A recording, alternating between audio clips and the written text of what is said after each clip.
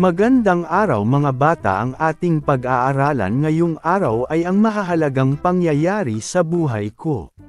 Para sa ating kasanayang pampagkatuto, natutukoy ang mga mahahalagang pangyayari at pagbabago sa buhay simula isilang hanggang sa kasalukuyang edad gamit ang mga larawan at timeline. Para naman sa ating layunin, sa pagtatapos ng ating aralin, ang mga mag-aaral ay inaasahang naipapakita ang mga mahahalagang pangyayari sa buhay simula isilang hanggang sa kasalukuyang edad gamit ang mga larawan. Nakababatid ng kahalagahan ng mga mahahalagang pangyayari sa buhay. Pangkalahatang ideya. Sa araling ito ay maaaring matutunan ng mag-aaral ang pagkikilala sa timeline at ang gamit nito. Kaakibat nito ay ang pagpapahalaga sa pag-aaral ng mahahalagang pangyayari sa buhay ng isang tao hanggang sa kanyang kasalukuyang edad. Mayroon akong ipapakitang larawan sa iyo.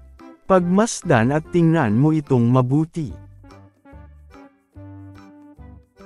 Sagutin ang bawat katanungan. Ano ang unang yugto na makikita mo sa larawan? Ano naman ang huling yugto? Mahahalagang pangyayari sa buhay ko. 1. Kapanganakan. Ito ay isa sa pinakamahahalagang pangyayari sa buhay ng isang bata. Ito rin ang unang pagkakataon na madarama ng bata ang pagmamahal ng kanyang mga magulang. Ang buong pamilya ay nagdiriwang sa araw ng kapanganakan ng isang bata. 2. Binyag. Sa kaugaliang Katoliko, dumaraan sa pagbibiyag ang mga bata. Ginagawa ito ilang buwan mula nang ipanganak ang bata. Ang pagbibinyag ay formal na pagtanggap sa bata sa paniniwalang Katoliko.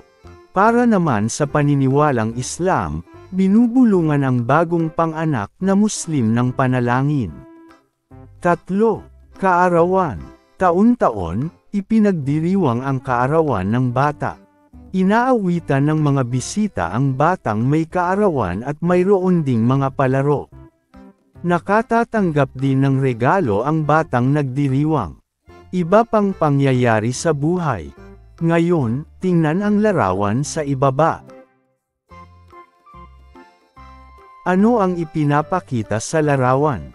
Ang ipinapakita sa larawan ay ang pagkakasunod-sunod na edad ng isang bata. Maaari tayong gumamit ng timeline upang mabilis natin matukoy ang sunod-sunod na pangyayari. Ano nga ba ang kahulugan ng timeline? Ang timeline ay tumutukoy sa pagkasunod-sunod ng mga pangyayari base sa paglipas ng panahon. Ipinapakita nito kung kailan naganap ang mga pangyayari at ano-ano ang mga bagay na nagbago.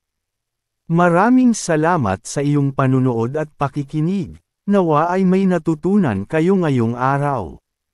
Mag-like, comment at subscribe na para sa mas marami pang educational content.